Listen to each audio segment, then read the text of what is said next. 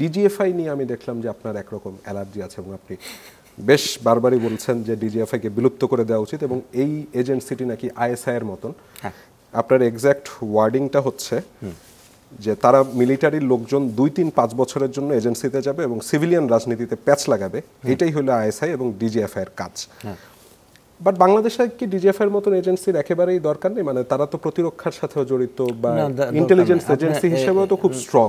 না, এটার একেবারেই দরকার নেই। প্রথম কথা হলো গিয়ে যে ইন দ্যাট কেস যারা এটা বলে তারা ইন্টেলিজেন্স এজেন্সি কি সেটাই জানে না।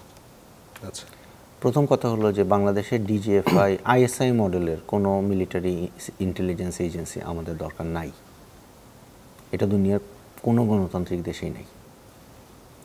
যে সমস্ত মানে অর্ধেক বলা হয় না। প্রথম কথা হলো যে এই ধরনের ন্যাশনাল সিকিউরিটি এজেন্সি আমার দরকার, সব দেশে দরকার। এক্স্যাক্টলি, কেউ মানা করে নাই। আমার প্রবলেম হলো, আমার যেটা প্রবলেম, আমি বলতেছি যে একটা ক্যারিয়ার সার্ভিস করেন আপনি, এমন একটা এজেন্সি বানান যেখানে আপনি একেবারে বাংলাদেশের সবচেয়ে ক্রিম ব্রেভ ছেলেমেয়েদেরকে এগুলো নিয়ে যাবেন, যারা বহিরাষ্ট্রের বিভিন্ন থ্রেট থেকে বাংলাদেশ রাষ্ট্রকে রক্ষা করবে। ক্যারিয়ার সার্ভিস হিসাবে করেন এটা।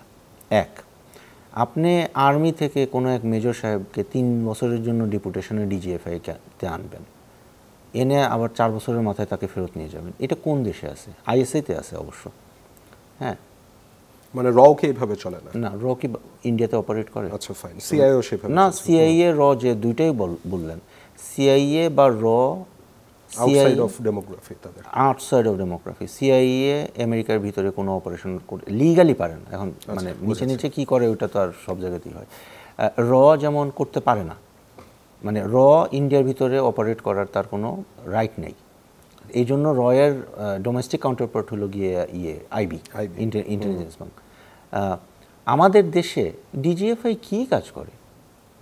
ডিজিএফআই এর কাজটা তো আমি বলছি তো, মানে ডিজিএফআই এরশাদ সাহেবের আমল থেকে DGFI has been used as a tool for militarization of politics.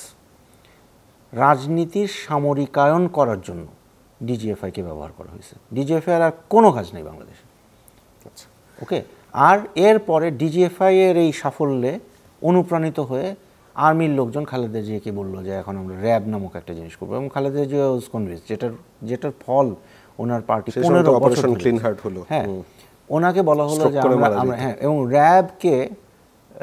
RAB is a tool of militarization of policing, মানে পুলিশের যে দায়িত্ব বা আইন শৃঙ্খলা রক্ষা বা আইন শৃঙ্খলা, তার মানে বলছেন যে অন্যান্য বাহিনীতেও সেই চেইন ইফেক্ট চলে আসছে, অবশ্যই।